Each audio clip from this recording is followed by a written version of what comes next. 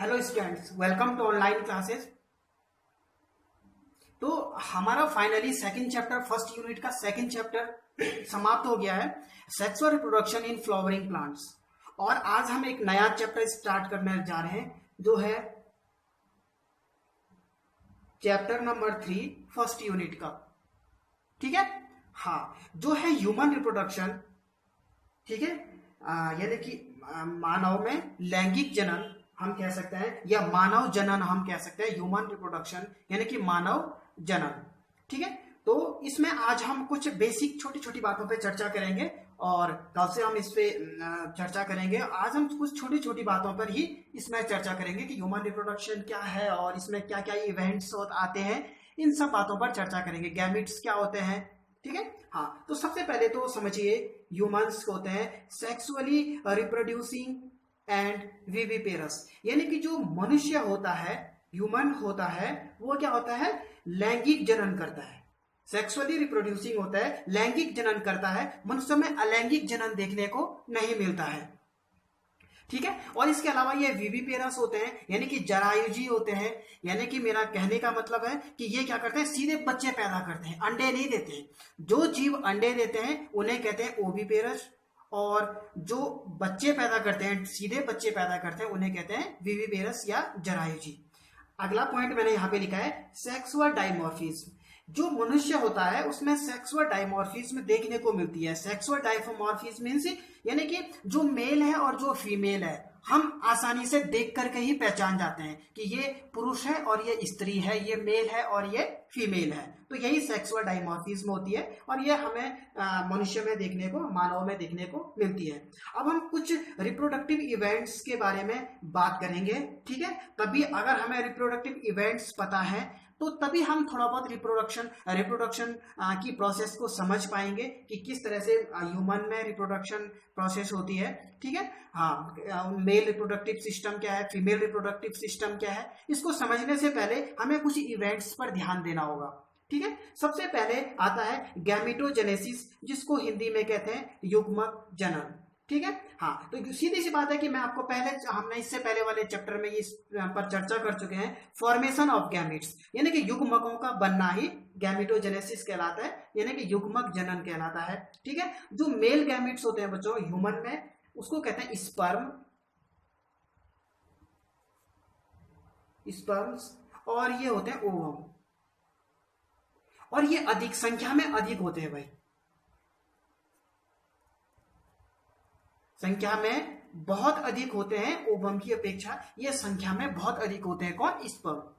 इसके बाद अगला आता है इंसेमिनेशन। इंसेमिनेशन या वीर्यसेचन इसको कहते हैं। मैं आपको रिकमेंड करूंगा कि आप इंग्लिश के वर्ड पे ज्यादा ध्यान दीजिए।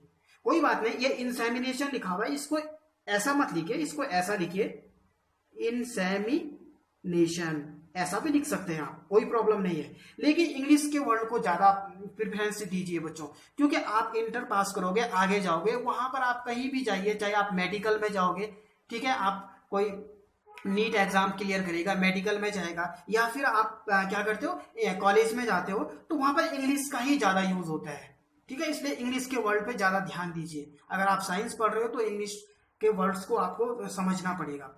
ठीक है, तो इंसेमिनेशन या वीर्यसेचन जो है, इसे कहते हैं इसका अर्थ है स्त्री जनन पथ में शुक्राणुओं का हस्तांतरण, यानी कि transfer of sperm into the female genital tract. यानी कि फीमेल जेनेटियल ट्रैक्ट जो होता है उसमें जो स्पर्म्स को ट्रांसफर किया जाता है, ठीक है, उसे इंसेमिनेशन किया जाता है। इंसेमिनेशन या वीर्यसेचन कहते हैं स्त्री जनन पथ, फीमेल जेनेटियल ट्रैक्ट जो होता है, ठीक है, उसमें स्पर्म्स का ट्रांसफर करना, स्पर्म का हस्तांतरण करना, इंसेमिनेशन। इसके बाद आता है फर्टिलाइजेशन, जिसको हिंदी में कहते हैं हम निषेचन, पुरुष और स्त्री के युग्मकों का संलयन। सीधी सी बात है कि मेल और फीमेल गैमेट्स के बीच में जो फ्यूजन होता है उसी को फर्टिलाइजेशन कहते हैं। और हमेशा मेल गैमेट्स और फीमेल गैमेट्स के बीच में, फीमेल गैमेट्स में जब फ्यूजन होता है तो जाइगोट बनता है, युग्मनज बनता है, जाइगोट का निर्माण होता है। ठीक है, नेक्स्ट देखिए इम्प्लांटेशन। ठीक है, यानी कि अंतःरोपण, ब्लास्टोसिस्ट की रचना और परिवर्धन, और इसका गर्भाशय की दीवार में चिपक जाना। एक ब्लास्टोसिस्ट होती है बच्चों, इसका ब्लास्टोसिस्ट का बनना और इसका डेवलपमेंट, और इस ब्लास्टोसिस्ट कहाँ पर अटैच हो जाती है, यूटेरस की वॉल पर, गर्भाशय की दीवार पर, यूटेरस की वॉल पर इस तरह से अटैच हो जाती है ये, ठीक है ना। जैसे कि यूटेरस वॉल होगी तो इस तरह से यहाँ पर इम्प्लांटेशन हो जाएगा। मैं एज एग्जाम्पल बता रहा हूँ आपको, ठीक है। आगे हम क्लियर मैं आगे बताएंगे, हम आगे इस पर जब पढ़ेंगे आगे चैप्टर में तब वहां पर डिटेल में बताया जाएगा। तो ये ब्लास्टोसिस्ट क्या है? ब्लास्टोसिस्ट एक 64 कोशिकीय एम्ब्रियो है, 64 सेल्ड एम्ब्रियो है एक तरह का। और ये 64 सेल्ड एम्ब्रियो जिसको हम ब्लास्टोसिस्ट कहते हैं, और ये इसका डेवलपमेंट होता है और ये गर्भाशय की यूटेरस के वॉल पर चिपक जाता है। हाँ, एक चीज यहाँ पर मैं बताना भूल गया था, इंसेमिनेशन और fertilisation.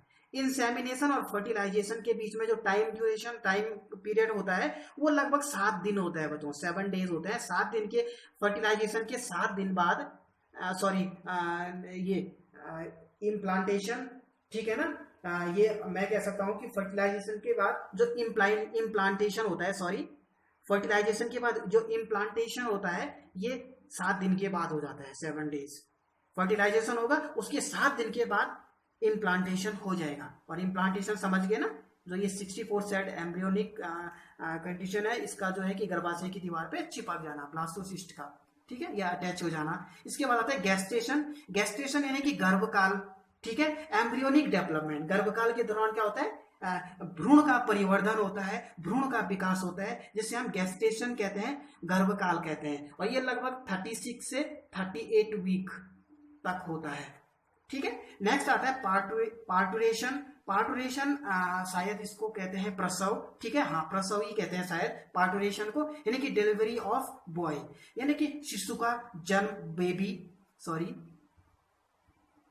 Sorry for that, delivery of baby, ठीक है ना। हाँ, जो है कि शिशु का जन्म होना पार्टूशन कहलाता है, ठीक है। अब होता क्या है कि जो ये इवेंट्स हैं सारे जो भी मैंने आपको बताए हैं, ये तभी होते हैं जब मानव में क्या हो जाता है, यौवन आरंभ हो जाता है। जब यौवन आरंभ होता है तभी ये सारे हमें देखने को मिलता है भाई, ठीक है ना। ये सारे इवेंट्स हमें देखने को मिलेंगे, ठीक है। एक जो यौवन आरंभ या फिर हम कहते हैं प्यूबर्टी एज जो होता है, प्यूबर्टी। तो प्यूबर्टी क्या होती है, मीनिंग क्या है प्यूबर्टी की? प्यूबर्टी का मतलब होता है सेक्सुअल एक्टिविटी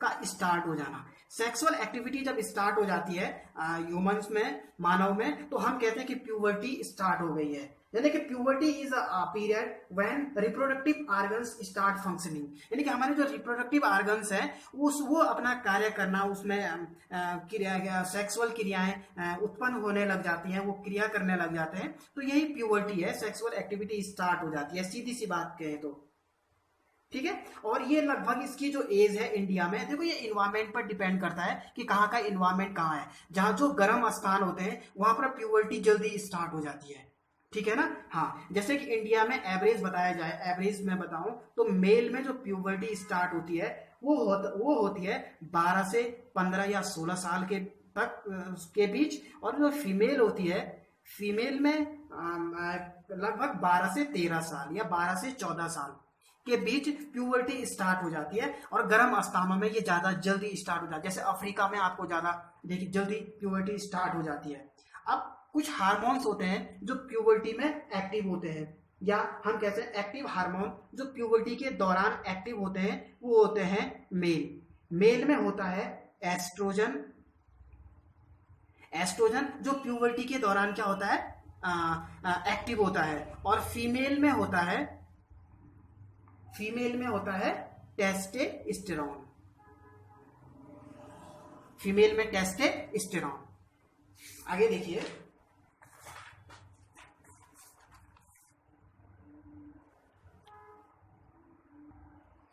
ये आपके बुक में तो नहीं दिया हुआ है एनसीईआरटी में, लेकिन हमें पता होना चाहिए, ठीक है। प्राइमरी सेक्स ऑर्गन्स, जो प्राइमरी सेक्स ऑर्गन्स होते हैं हमारे, प्राइमरी सेक्स ऑर्गन्स ये प्रोड्यूस गैमेट्स, ये गैमेट्स प्रोड्यूस करते हैं, प्राइमरी सेक्स ऑर्गन्स जो होते हैं हमारे, ठीक है, वही क्या करते हैं, गैमेट्स यानी कि युग्मकों का निर्माण करते हैं, और इस गैमेट जिन्हें हम गोनाड्स कहते हैं, ठीक है। जो मेल होता है, मेल में जो प्राइमरी सेक्स ऑर्गन्स है बच्चों, वो है टेस्टिस, फीमेल में है ओवरी। देखो यहाँ पर लड़के बहुत ज्यादा गलती कर देते हैं। जब कोई मल्टीपल चॉइस क्वेश्चन आता है, आप कोई कॉम्पिटेटिव एग्जाम दे रहे हैं जैसे नीट या एनटीए जो भी है, वहां पर लड़का क्या करता है कि प्राइमरी सेक्स ऑर्गन्स कौन है, और विकल्प में आता है टेस्टिस और पेनिस, तो लड़का पेनिस टेस्ट पे टिक कर देगा, पेनिस क्या है, प्राइमरी सेक्स ऑर्गन्स है। नहीं, जो टेस्टिस होता है वो प्राइमरी सेक्स ऑर्गन्स होता है मेल में, और फीमेल में हमेशा ओवरी जो होती है वो क्या होती है, प्राइमरी सेक्स ऑर्गन्स होता है, ठीक है। और हमेशा जो प्राइमरी सेक्स ऑर्गन्स होते हैं वही क्या करते हैं, सेक्स हार्मोन्स को रिलीज करते हैं। सेक्स हार्मोन रिलीज जो होते हैं वो प्राइमरी सेक्स ऑर्गन से ही होते हैं, ठीक है। इसके बाद आता है सेकेंडरी सेक्स ऑर्गन्स, ठीक है। ये रिप्रोडक्शन में महत्वपूर्ण भूमिका निभाते हैं। कौन, सेकेंडरी सेक्स ऑर्गन्स।